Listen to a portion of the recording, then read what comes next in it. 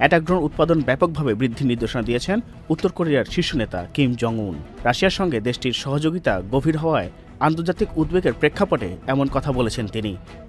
15 November দেশটির সরকারি সংবাদ সংস্থা কোরিয়ান সেন্ট্রাল নিউজ এজেন্সি বা কেসিএনএ জানিয়েছে, পিয়ংইয়ংয়ের মানুষ্যবিহীন আকাশ প্রযুক্তি কমপ্লেক্সের তৈরি বিভিন্ন ধরনের আত্মঘাতী অ্যাটাক ড্রোনের সর্বশেষ পরীক্ষা তদারকি করেছেন কিম।